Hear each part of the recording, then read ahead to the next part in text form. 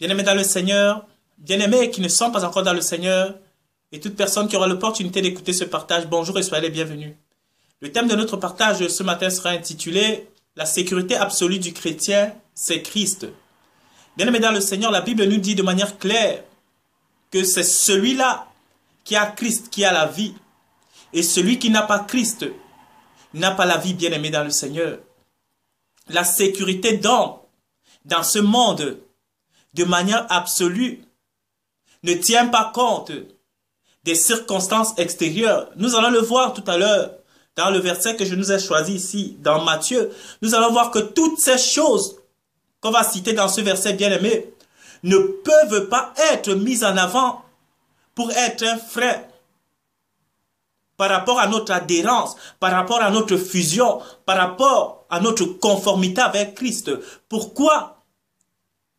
Parce que c'est Christ en nous qui est notre gage du salut, bien-aimé. Parce que c'est Christ dans le croyant qui est l'assurance de son salut. Ce n'est pas autre chose, bien-aimé dans le Seigneur. C'est pourquoi, bien-aimé dans le Seigneur, tout ce qui se passe maintenant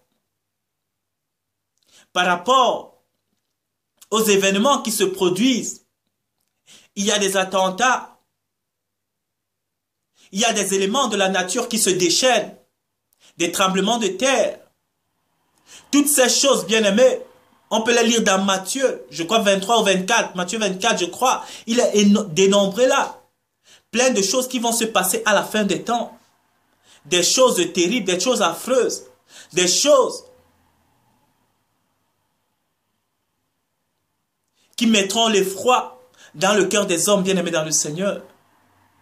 Et c'est ce que nous constatons de manière claire en cette fin des temps que nous vivons.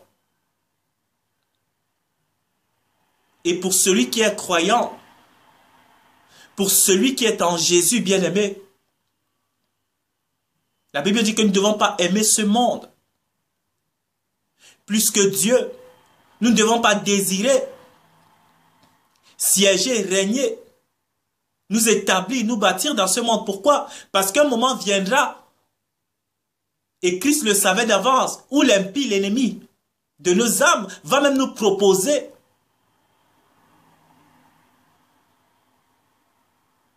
d'allonger notre séjour terrestre dans cette tente qui est notre chair, au prix de notre renoncement de Christ. C'est pourquoi, dans l'écriture de ce verset, il nous a dit que rien, en cette fin de temps, mais rien, ne doit nous empêcher d'être affinés, d'être dans l'amour de Christ, bien-aimé dans le Seigneur. Bien-aimé, il y aura un moment pour ceux des croyants qui seront encore là en cette période où la Bible dit clairement qu'on ne saura plus rien faire, ni manger, ni boire, ni faire quoi que ce soit si on n'accepte pas de manière claire la marque de l'impie. Et cette marque de l'impie sera par la même occasion le renoncement de notre foi en Jésus-Christ, bien-aimé dans le Seigneur. C'est pourquoi je me vertis souvent à dire aux chrétiens de prier, de jeûner, de hurler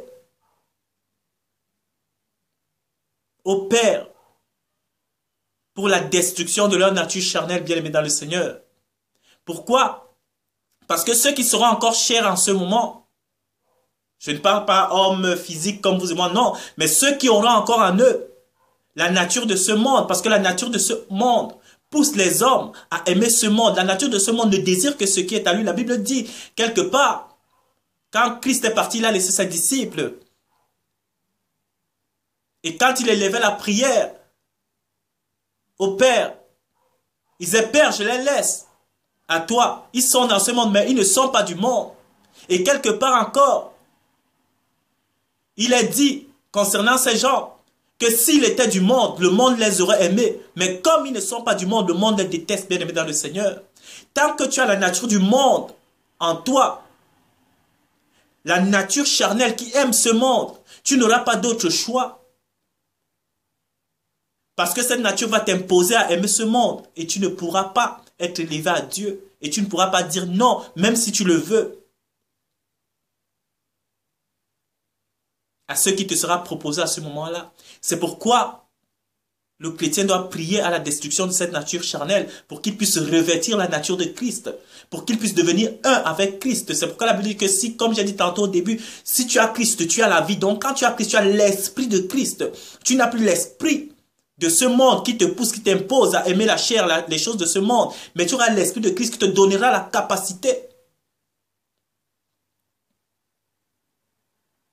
d'être la représentation du Père bien-aimé dans le Seigneur. C'est de cela qu'il s'agit ici. Rien, bien-aimé, rien, que ce soit même la mort physique. Je ne dis pas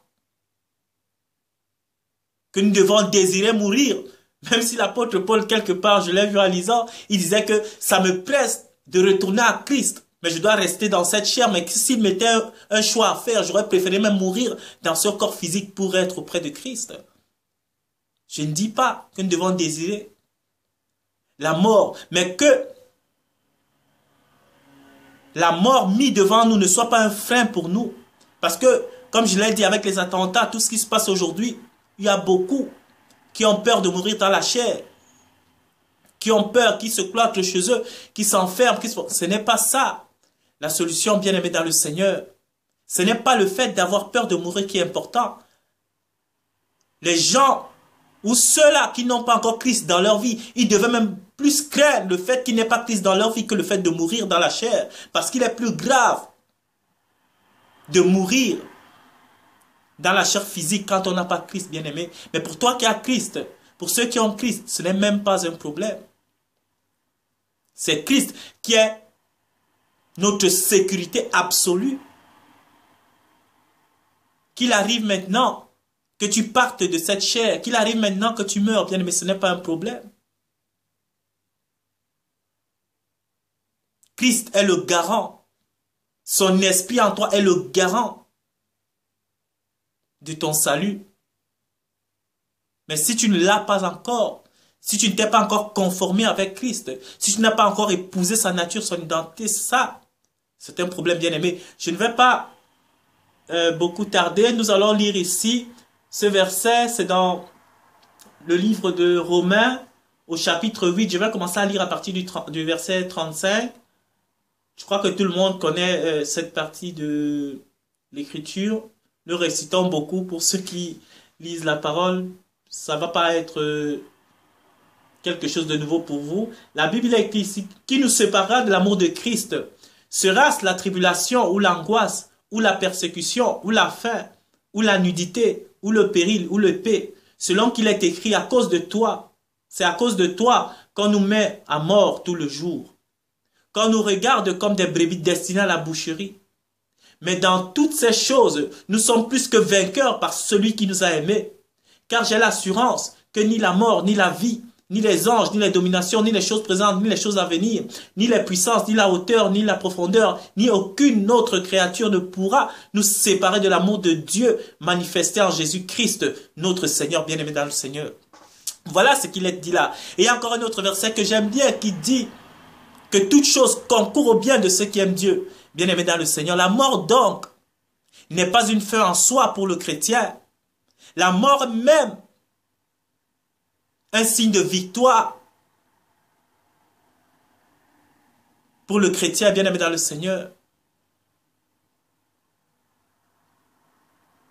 La mort à ce monde commence même pour le chrétien à cette époque où nous vivons.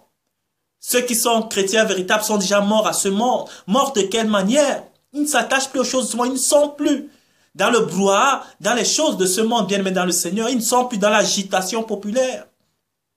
Ils sont morts de manière véritable aux choses de ce monde. C'est pourquoi la Bible dit ici, au verset ici,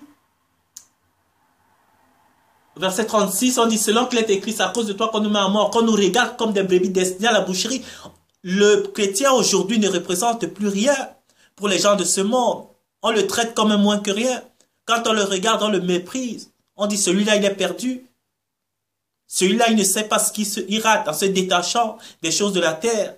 Celui-là, on le pointe du doigt. C'est un paria, un rejeté de la société bien-aimé dans le Seigneur. C'est normal. La Bible dit que Christ lui-même, ceux qui le regardaient détournaient le visage. Ceux qui le regardaient ne voyaient rien d'attirant. Pourquoi? Parce que leurs yeux étaient voilés, bien-aimés dans le Seigneur. Ils ne voyaient pas la richesse qui est en lui. C'est la même chose. Aujourd'hui, dans les temps que nous vivons, ceux qui sont du monde, comme je vous ai expliqué par rapport à leur nature du monde qui les impose à aimer ces choses, ne verront pas l'esprit qui est en vous. Ou même s'ils le voient, ils le combattront. C'est ainsi. Parce que le monde n'aime que ce qui est à lui, bien-aimé dans le Seigneur. Donc, bien-aimé, notre véritable sécurité, notre véritable assurance, ce n'est pas le fait de mourir dans la chair ou de ne pas mourir dans la chair, ou de rester, de vouloir absolument ne pas mourir. Non, bien-aimé dans le Seigneur, notre véritable sécurité, c'est Christ en nous et nous en Christ, par son esprit. C'est ça. Donc, bien-aimé, soyez vraiment bénis et n'oubliez jamais que rien, comme il est écrit dans ce verset, rien ne soit un obstacle entre vous et Christ. Peu importe ce qui peut advenir, que ce soit la vie, que ce soit la mort, restez attachés à Christ. Soyez vraiment bénis. Merci d'avoir pris de votre temps pour écouter ce partage et à la prochaine.